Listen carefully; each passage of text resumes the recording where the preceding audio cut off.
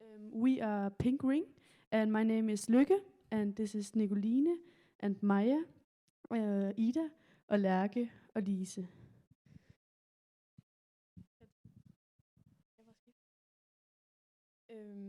We will start to talk about the definition about being homeless.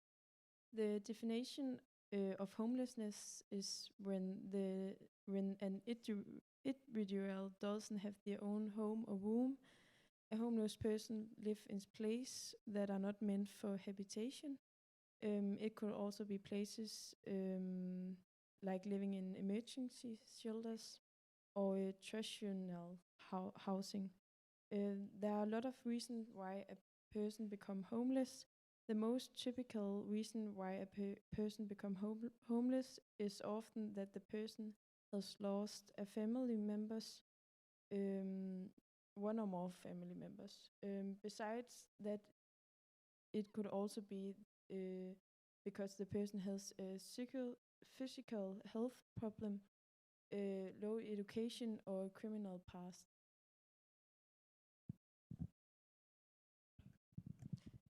In Austin, it's mostly men who are affected by homelessness. About 59.2% of the homelessness in the US are men, and only 40.8% of them are females. In addition to gender, age also plays a big role in the relation to homelessness. In the US, the homelessness below 18 is 20.92%. Between the age of 19 to 64, there are 73.37% of homelessness.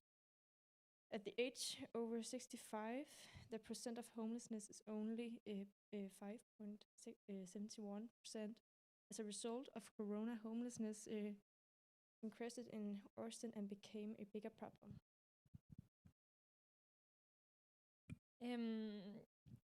To be at home somewhere is more than just simply having a place to stay. A home is created and developed over a long period of time, and it has a psychological and social significance. It is transformed by memories into a place of identity, order, care, and connectedness. And it is a place where a person feels a sense of rootedness, and a place in which we know what we are and who we are in this world. Safety is also very important to feel at home. It should be safe to relax and to be yourself and vulnerable, but at the same time, it should be a place for hospitality. Yes, so we talked to a resident in the village, and we talked to Shea, and you can see a picture of Shea right there. And she is from Michigan, and then she moved to Austin when she was around 1.5 years old, because her sister was going to college in Austin. She has a very hard time growing up because she has some diagnosis like ADHD and autism. So she was homeschooled by her mother, but that was very difficult for her because she felt very lonely, because she have her diagnosis. So she had a very hard time learning, but she loves her family, and they meant all to her. But it was very hard for her family to understand her, and what she needs. So she finished high school, but ended up dropping out of the college and became homeless. But later she moved back to Austin, because it was the closest to hometown for her, and she felt safest in Austin, and she spent all the day in the library because it also was there she felt safest. At the night she slept on the street. Then one day a guy who was working on a gas station saw her and asked to come over to the village, and then he wanted to help her. So it took her a year to move into the village, but normally it takes under a year, so it's taken her a little bit longer. And the closest to a career she had is working in the village, where she takes care of the animals and movie nights and greenhouse. So she feels very safe in the village, and that's it's so important for her to feel safe. So this is our mood board for building the home to Shea. And our company is called Pink Ring, and the ring symbolizes the wholeness and the harmony, and and we wanted to create that for our client. We wanted to create the connection between the rational and the emotional, and what matters for Shea. And the house is created in collaboration with Mobile Loafers and Fishes and their happy house. And for our happy house for Sia, we will look on the emotional considerations. And about hospitality, we found a bed and a sofa and a chair. And for her privacy, we took some curtains and a door with a lock, so she can feel safe. And for rest and relaxation, there is also the bed and the sofa and a TV. Yeah. And for personal expressions, we found some plants, an easel, teddy bears, and a cat, because she likes the garden and plants, and she likes animals, and teddy bears. Yeah. And I want to talk about the functional consideration and the accessibility and universal design. We have a microwave on the counter here next to the sink. So it's easy to reach. And we also have some storage options. So she has a dresser and a table behind or besides her bed. And then she has to have some clear floor area so she can open the door. And then durability and maintainability. We chose some standard dimension materials so we can minimize the waste and cost of the tiny house. And then some doable materials and components so it can hold for a long time. And then for flexibility in the design, we have some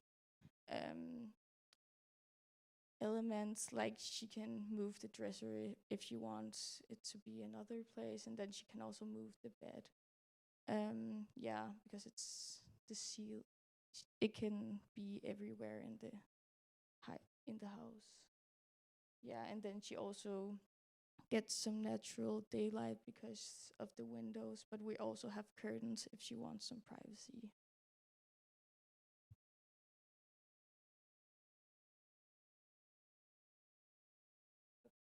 This is our house. And then she talked about the cat and the plants and a teddy bear to maybe feel a little bit more safe, because she is really scared. She was really scared when she was on the street, so it's important for her to be safe in her house. Yes. And that's it.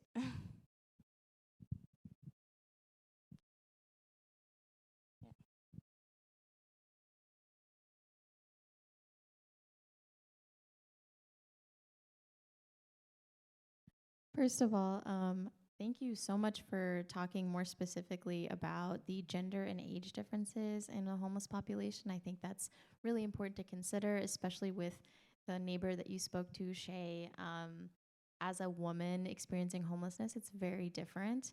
And to be able to customize a design, a home design for her was really special to see. I also really love that you spoke on the marks of home, what makes something a home instead of a house. It's very important when we're talking about color theory and flexibility in design to think about how people feel safe and comfortable and secure in their homes. Could you speak a little bit more about the the privacy in the home? So you said the curtains were optional in the design. Is there any window film? Anything on the porch? I don't think you guys talked about the porch at all. There we go. Great. But we have window film. We have window film. Yeah, and curtain.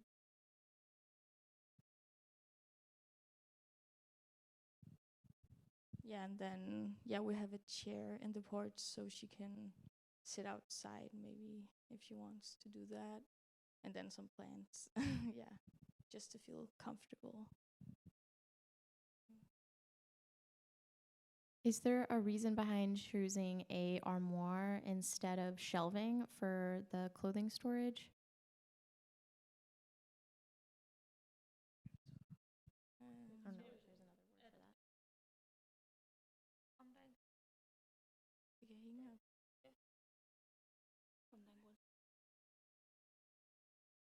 that. The movable closet. Instead of having it be shelving, it looks like it takes up a little bit more space like that. Is that intentional for any reason? No, I just think we chose that one. Yeah. Yeah. That's fine. Yeah. I know you mentioned about that it's really important for Shea to feel safety, and I wonder if you could talk about which features you feel like, and maybe it's colors or maybe it's the locks on the door or things like that. What things do you feel like help Shea feel safe in her home? So there is a lock on the door, and then we know that before she went to the village, she used to spend a lot of time in the library. So we have chose to put some books in there. So she had something personal and maybe something to help with her finding her identity. And then like the animals and the plants, because that's something she really likes. She have like her diagnosis, so she may be a bit different from some of the others. So we found it very important to make it her space and a space where she felt safe to be her and be vulnerable.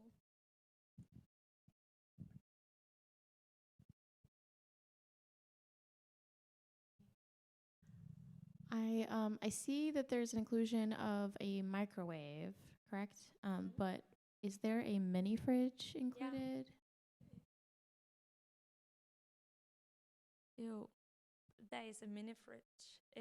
It's next under to, the counter. like Oh, yeah. perfect. Thank you.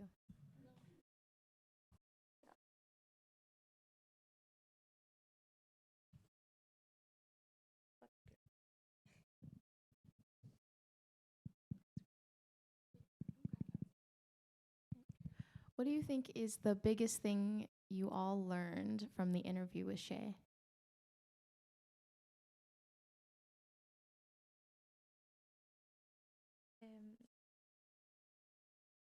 To be thankful and appreciate things that we have and maybe things that we usually take for granted. Thank you.